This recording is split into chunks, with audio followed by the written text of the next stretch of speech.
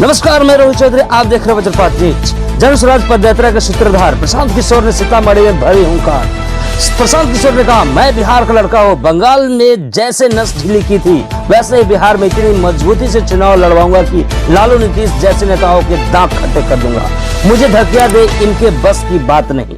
बेतिया से मोहन सिंह की रिपोर्ट। जन स्वराज पदयात्रा के सूत्रधार प्रशांत किशोर ने कहा कि जन स्वराज व्यवस्था नहीं बनाएंगे तो कल होकर समाज के लोग बोलेंगे कि प्रशांत किशोर गांव प्रखंडों में घूम रहे हैं, इनकी तो कोई ताकत ही नहीं। मुझे नीतीश कुमार और लालू यादव धकिया नहीं सकते।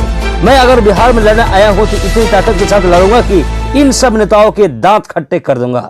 उक्त बातें सीतामढ़ी में मीडिया को संबोधित करते हुए जन स्वराज पदयात्रा के सूत्रधार प्रशांत किशोर ने कही। उन्होंने कहा कि पश्चिम बंगाल में आपने मेरा काम देखा होगा कि मैंने ही उनकी नस ढीली की थी। भाजपा ने पूरी भारत की ताकत लगा दी और मैंने कहा था कि 100 पार भी नहीं होंगे। भाजपा वाले हुए 100 पार। जितना पैसा लगाना था उन्होंने लगा दिए, पर कुछ नहीं हुआ। समाज में कई ऐसे लोग हैं जो लड़ने के लिए लड़ते हैं, हम उनमें से नहीं है। अगर लड़ने आए हैं तो इस बात को मानकर चलिए कि जितने का खाका भी दिमाग में लेकर आए होंगे।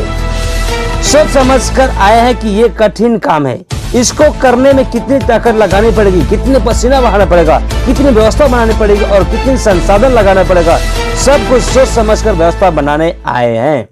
जो बड़े बड़े लोगों के नाम नाक में दम कर दे उसे प्रशांत किशोर कहते हैं। प्रशांत किशोर ने आगे कहा कि ये जितने नेता है ये सोच रहे हैं हम धकियाने वाले आदमी हैं।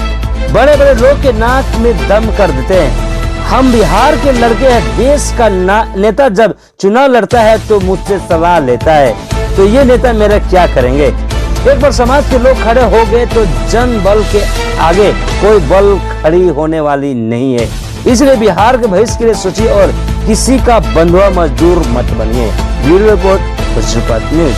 अगर ये व्यवस्था नहीं बनाएंगे तो आप ही कहिएगा, अरे तो कर रहे घूम रहे, इनका ताकतें नहीं है, भाजपा से लड़ेंगे कैसे। दोनों ओर से आप सवाल उठाइएगा। इसलिए ये व्यवस्था बनाकर चल रहे हैं कि आप हमको कमजोर मत समझिए। हमको नीतीश कुमार और लालू यादव भाजपा धकिया नहीं सकती है।